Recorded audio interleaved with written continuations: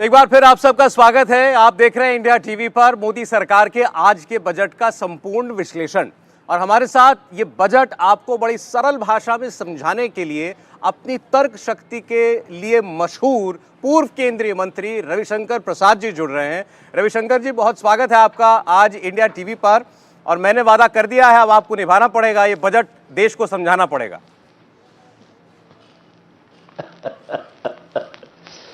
देखिए, आपका बहुत अभिनंदन मेरे लिए, आपने शुभ शब्दों का प्रयोग किया। ऐसी कोई बात नहीं है। अगर एक सरल भाषा में कहा जाए तो ये सर्वव्यापी सर्वस्पर्शी बजट है जो सबके विकास की चिंता करता है। अब आपने देखा 20 लाख करोड़ कृषि में आ रहा है पूरा इन्वेस्टमेंट। स्टार्टअप को उसमें प्रमोट किया जाएगा, जो कि स्टार्टअप के कारण भारत के दुनिया में नाम हो गया है। तो कृषि में विकास हो, कृषि में टेक्नोलॉजी हो, आदिवासी की व्यापक चिंता की बात की गई है। अब जहां तक गरीबों की बात है तो अगर आप पूछेंगे तो आज तो निर्मला जी ने आंकड़े प्रस्तुत किए, कितने टॉयलेट बने, कितने 9 करोड़ लोगों को उज्ज्वला मिली, 48 करोड़ जनधन अकाउंट खुला, 220 करोड़ लोगों को वैक्सीनेशन हुआ, इतने लोगों को 11 करोड़ किसानों को मिलता है हर साल पैसा। डिजिटल टेक्नोलॉजी के माध्यम से देश को बदलना, तो उसको आप कोऑपरेटिव में भी करना है, एग्रीकल्चर के लिए भी करना है, और सबसे बड़ी बात यह है कि स्टार्टअप में आर्टिफिशियल इंटेलिजेंस के नई स्किलिंग को आगे बढ़ाना है, और उसमें ई कोर्स भी हैं, वो सब आपने देखा। तो ये एक दूसरी बहुत बड़ी बात मैंने कही आपको, किसानों की बात कही, वंचितों की बात कही, डिजिटल एम्पावरमेंट की बात कही। तीसरी बात जो मैं मानता हूं कि देश को आगे बढ़ना है तो देश में कैपिटल एक्सपेंडिचर करना है, और सड़कें बने, और प्लेटफॉर्म्स बने, और हेलीपोर्ट बने, एयरपोर्ट बने, रेलवे चले। तो 10 लाख करोड़ रुपए का द हाईएस्ट एवर पूंजी निवेश उसमें हुआ है। और आप देखते हैं 37 किलोमीटर सड़क बनती है।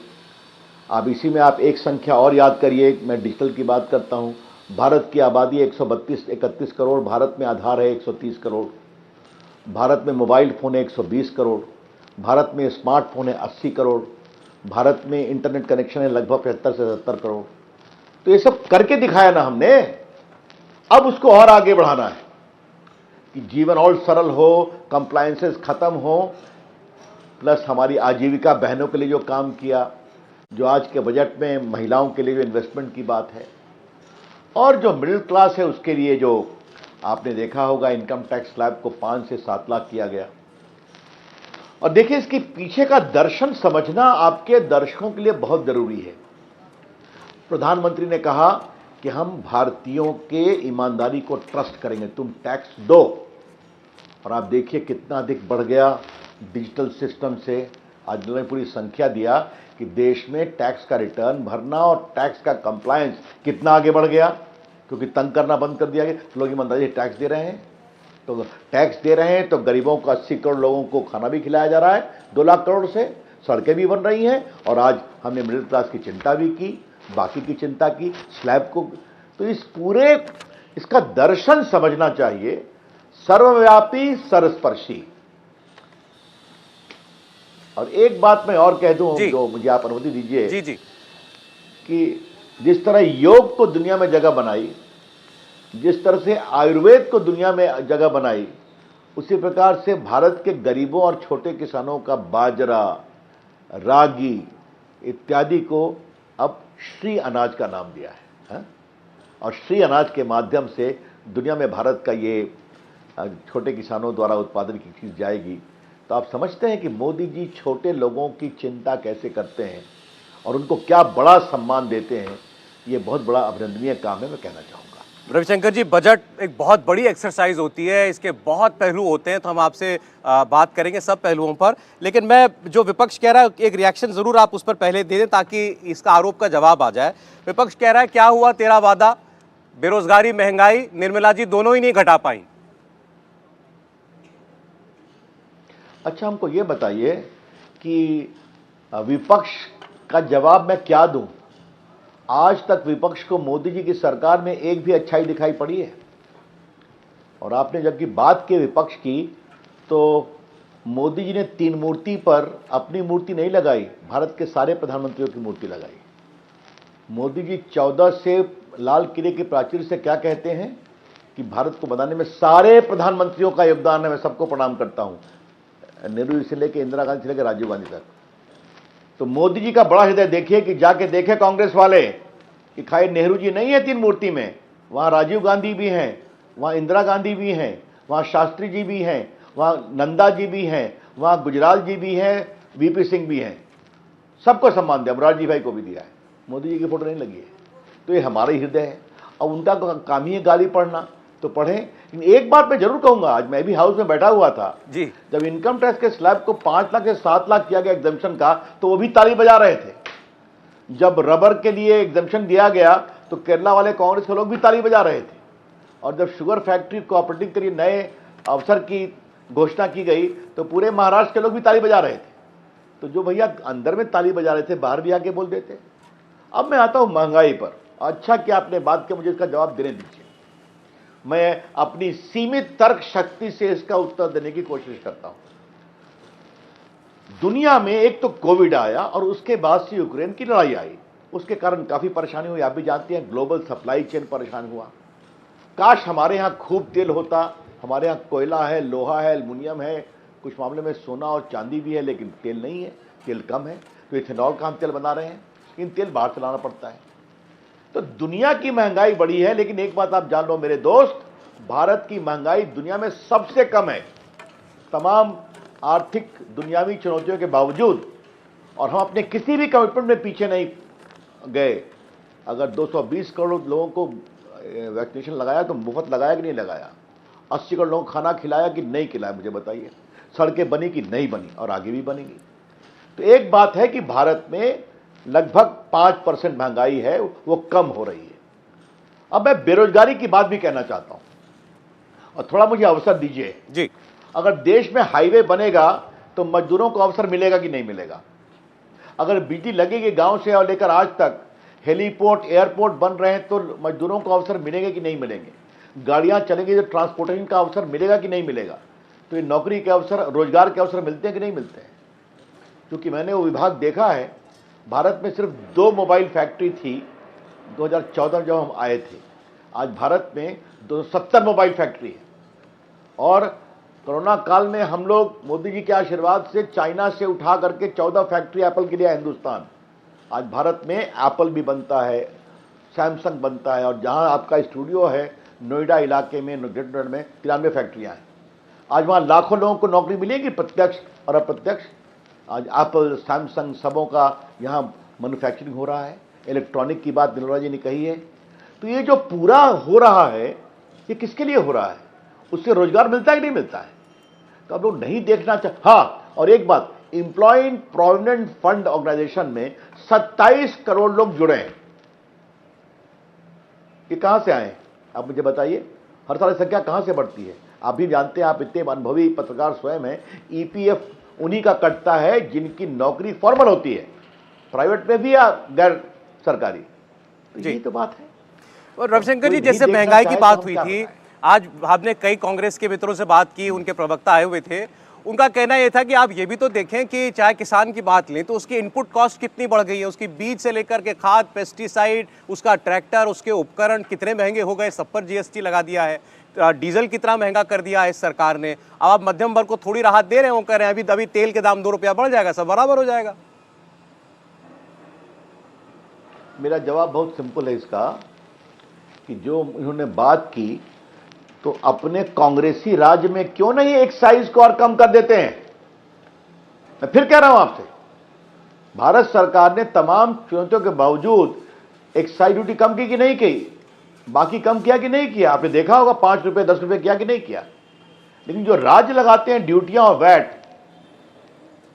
वो उसको कम किया क्या? क्यों नहीं ये पेट्रोलियम प्रोडक्ट्स को जीएसटी में लाने देते हैं ताकि देश के लिए एक फायदा हो? नहीं, वो तो अपने पास रखेंगे। चाहे अरविंद केजरीवाल हो या अशोक गहलोत हो या बाकी लोग हो या ममता जी हो, बार बार कहना पड़ता है। तो ये उसकी चर्चा छोड़ दीजिए। अगर उनका बड़ा हृदय होता तो ये करके दिखाते। जहां तक आपने इनपुट कॉस्ट की बात कही, आप हमें ये बताइए कि देश के 11 करोड़ किसानों को 1 लाख करोड़ रुपया साल में कौन देता है? मोदी जी की सरकार देती है ना, याद है ना आपको? 2,000 रुपया 3 महीने में, 6,000 रुपया साल में, एक बटन दबाया उनके अकाउंट पे चला गया। तो इसमें खाद भी है, इसमें बीज भी है कि नहीं है? और भी करने की आवश्यकता होगी तो 20 लाख करोड़ रुपया आज पूरे उसके ऋण की व्यवस्था की गई ना, एक्सपेंडिचर की व्यवस्था की गई है। तो इसको देखने की जरूरत पूर्णता की है। देखिए, मैं आपसे एक ही बात कहूंगा, जो सो रहा है उसको हम जगाने का प्रयास तो कर सकते हैं, समझाएंगे, बताएंगे, लेकिन जो जाग कर सोने का स्वांग करता है उसको हम कैसे जगाएंगे? यही समस्या है। देखिए, उनके सवालों के बहाने लेकिन हमें ये बातें समझने को मिल जाती हैं, क्योंकि बजट एक बड़ी टेक्निकल सा विषय है। अब जैसे 2 बड़ी घोषणाएं वित्त मंत्री जी ने की। उन्होंने कहा कि किसानों के लिए 20 लाख करोड़ के कर्ज का प्रावधान किया गया है। ऐसे ही एमएसएमई, जो हमारे रोजगार सृजन का सबसे बड़ा सेक्टर है, सबसे बड़ा माध्यम है, उनको जो है 2 लाख करोड़ के ऋण का प्रावधान किया गया। तो कांग्रेस के प्रवक्ता पूछ रहे थे हमसे, बताइए ये क्या सोच है कि आप कर्जा दे देंगे? अब ये कर्जा देने से उसकी माली हालत थोड़ी ठीक हो जाएगी, वो तो और कर्जे में डूब जाएगा। एक बात ऐसा करिए, इंडिया टीवी के साथ कांग्रेस के प्रवक्ताओं को अपने नोएडा के स्टूडियो से 20-25 किलोमीटर आगे जरा बुलंदशहर के आसपास किसानों को घुमाइए। मैं जाके देखा हूं, वहां के किसान गाजर उपजाते हैं और सीधा पैक करके ऑस्ट्रेलिया भेजते हैं, समझे आप? और वो एक नहीं 50 गांव में हो रहा है। उन्होंने नए कृषि के अवसर तलाश किए हैं, ऋण को उपयोग किया है, टेक्नोलॉजी को लाया है, डिजिटल पेमेंट एक्सेप्ट करते हैं, क्या नहीं हमारे अकाउंट पे भेज दीजिए। मैंने खुद देखा है, कई का पेमेंट तो ऑस्ट्रेलिया से उनके अकाउंट में चला आता है सीधा। तो भाई किसान नए अवसर ले रहे हैं, उसका उपयोग कर रहे हैं, कुछ कमियां सुधारने की कोशिश करेंगे। लेकिन जरा हम ये भी आपसे कांग्रेस के मित्रों से एक सवाल पूछ लें, कांग्रेस की सरकार है ना साहब, राजस्थान में है और कहाँ है मुझे याद भी नहीं। आज तक तो कांग्रेस की सरकार को भी ये छत्तीसगढ़ में है, हिमाचल में है। वो अपने राज्य में क्या, चलिए ठीक है, गिन लिया हमने। वो खुद क्या कर रहे हैं अपने किसानों के लिए? जरा उनको हम समझा दें बड़ी विनम्रता से कि भारत के संविधान में एग्रीकल्चर स्टेट सब्जेक्ट है, हाँ? तो हम तो कर रहे हैं, मोदी जी किसानों के लिए, वंचितों के लिए, गरीबों के लिए, आजीविका बहनों के लिए, आदिवासियों भाइयों बहनों के लिए उनका हृदय बहुत खुला हुआ है जी। लेकिन एक बात मैं आपको बता दूं थोड़ा सा यहां पर, क्योंकि कृषि की बात आप कर रहे हैं, कृषि का टोटल कंट्रीब्यूशन भारत की इकोनॉमी में सिर्फ 15% है, जीडीपी में, ग्रॉस डोमेस्टिक प्रोडक्ट में, लेकिन 50% लोग उस पर आश्रित हैं। तो अब ये बताइए कि उसमें नया तो करना पड़ेगा ना, इसीलिए उसमें स्टार्टअप को इनकरेज किया जा रहा है। भारत स्टार्टअप में आज दुनिया में तीसरा है, लगभग 90 ज़्यादा स्टार्टअप है और 100 यूनिकॉर्न है। यूनिकॉर्न का मतलब क्या होता है? जिसका रेवेन्यू है $1 बिलियन, 7,000 करोड़। आज भारत में ऐसे 100 यूनिकॉर्न है, हजारों लोगों को नौकरी देते हैं। तो इस बजट के अनुसार उनसे आह्वान क्या, आओ एग्रीकल्चर में स्टार्टअप लगाओ, नए अवसर तलाशो, नौकरी लगाओ, ऋण लो। तो आप समझ रहे हैं कि अगर भारत के एग्रीकल्चर में बड़ी संख्या में इस लोन के आधार पर स्टार्टअप मूवमेंट शुरू होंगे तो कितना उसको क्रांतिकारी परिवर्तन होगा। तो ये सोच की बात है। चलिए, एक और सवाल बड़ी सोच है रविशंकर जी, एक और सवाल जो महिला शक्ति से जुड़ा हुआ है, जो महिला सशक्तिकरण की बात इस बजट में की गई है। कांग्रेस तो ये भी सवाल कर रही है कि आप तो अब महिलाओं को, जो महिला बचत करके अपने घर में पैसे रखती है, उसे भी निकलवाना चाहते हैं, जैसे आपने नोटबंदी में निकलवाया था। इससे कोई फायदा नहीं है क्योंकि एफडी में तो पहले भी इंटरेस्ट मिलता है। भाई तो कोई हम दबाव दे रहे हैं क्या? कांग्रेस पार्टी जाए उनका विरोध करे वहां पर? ये कौन सा तर्क है? देखिए, आज मैं बहुत पीड़ा से एक बात कहना चाहता हूं। नरेंद्र मोदी जी की अगुवाई में देश की नारी शक्ति को कितना बड़ा अवसर मिल रहा है, इसके लिए इस बार 26 जनवरी की परेड को याद करिए जो आपने दिखाया था। आज सबसे अच्छी मार्चिंग कंटिजेंट कौन थी? सीआईएसएफ की महिला पुलिसकर्मी टुकड़ी, याद है ना आपको? आज एयरफोर्स के उस कौन थी? एक महिला फ्लाइंग ऑफिसर। आज नेवी कंटिजेंट को कौन लीड कर रही थी? एक फ्लाइंग कमांडर जो महिला थी। आज ये देख रहे हैं आप कि किस तरह से देश की नारी शक्ति का सम्मान हो रहा है। आज वो सैटेलाइट भी बना रही है और वो स्टार्टअप भी कर रही है। तो ये मैं आपसे कहना चाहता हूँ कि ये नारी शक्ति, बेटी बचाओ बेटी पढ़ाओ। मैं तो आज आपसे कहूँगा कि 15 में उन्होंने जब हरियाणा से कार्यक्रम शुरू किया था जहाँ पर जेंडर गैप बहुत था, तो उनके एक शब्द मुझे आज तक याद है। उन्होंने कहा था हरियाणा के वो कहीं यमुनानगर में कार्यक्रम था, बेटी नहीं बचाओगे तो बहू कहाँ से लाओगे। और आज देखिए पूरे हरियाणा में वो पूरा गैप कम हुआ है। तो क्या विज्ञान, क्या आजीविका, क्या खेती, क्या एंटरप्रेन्योरशिप, आज देखिए कितनी महिला स्टार्टअप आगे बढ़ रही हैं। तो भैया मैं क्या बताऊं आपसे, अब वो लोग आके बोल जाते हैं तो आप भी सुन लीजिए, लेकिन आप उनकी सब बातों का जवाब मुझसे दे रहे हैं तो अच्छी बात है। थोड़ा देश को सच्चाई जानना चाहिए। आप मुझे इसका अवसर देने के लिए बहुत बहुत धन्यवाद। अब एक सच्चाई और बताइए रविशंकर जी, आप इस आपकी सरकार का जो सबसे एक जो फोकस एरिया है वो है इंफ्रास्ट्रक्चर, हार्ड इंफ्रास्ट्रक्चर। आप हाईवेज बनाते हैं, आप एक्सप्रेसवेज बना रहे हैं, दिल्ली से ही अब तो आसपास जाने के लिए इतने एक्सप्रेसवे बन चुके हैं, ये सब हम देख रहे हैं। देश भर में बन रहा, दिल्ली से लेकर के मुंबई तक का एक्सप्रेसवे वो तैयार होने वाला है। बुलेट ट्रेन भी बता रहे हैं कि उसका भी अब कंस्ट्रक्शन की स्पीड जो है वो बढ़ गई है। लेकिन अभी आज वही मैं फिर आप ये सवालों से ही शुरू कर रहा हूँ जो विपक्ष पूछता है। वो कहते हैं कि भाई ये तो बताइए कि एक्सप्रेसवे बनाया तो इसका कितना पैसा वसूल रहे हैं टोल से, पहले कितना टोल होता था, आज गरीब आदमी इतना टोल दे दिया चल ही नहीं सकता एक्सप्रेसवे पे। आपको उससे क्या परेशानी है भाई? यही इसी को कहते हैं छोटी सोच, जो बहुत शर्मिंदगी भी देती है। आज गरीब आदमी अपनी मोटरसाइकिल से हाईवे पर चल रहा है कि नहीं चल रहा है? अगर हाईवे से उसका ट्रक ट्रैक्टर चलता है कि नहीं चलता है? उसे उसके पेट्रोल की बजट होती है कि नहीं? उसका टायर पंक्चर कम होता है कि नहीं? मतलब क्या कांग्रेस वाले क्या समझते हैं कि देश में खाली गड्ढे में ही चला जाए? ये मोदी जी की सोच नहीं है। हाँ, कांग्रेस पार्टी की एक सोच हमको याद है, आपने अच्छा किया, वो कहते थे कि ये हाईवे बनेगा, ठीक है, तो घोषणा किया तो पहले 4 साल बाद वहां पर वो चूना गिराया करते थे, है ना, कि देखो हम हाईवे बनाने जा रहे हैं। फिर उस पर एक इलेक्शन और लड़ लिया। फिर दूसरा क्या है, जब 4 साल फिर पूरा हुआ तो गिट्टी गिराना शुरू करेंगे। अब हमको फिर वोट दो तो तीसरे में हम बनाएंगे हाईवे। ये मोदी जी नहीं करते, जो घोषणा हुआ करके दिखाते हैं। अगर हाईवे बन रहा है तो 37 किलोमीटर पर डे, चाहे वो मेरठ की बात हो, कहीं की बात हो, आपने करके दिखाया ना। आज पर याद है यूपी से चलना कितना कठिन होता था। आज जाइए बिहार में, आज बाकी जगह जाइए तो लगता है कि बिल्कुल विदेश के स्तर की सड़कें बन गई हैं। अगर कहा कि हवाई चप्पल वाला चलेगा हवाई जहाज से, तो चल रहा है कि नहीं चल रहा है?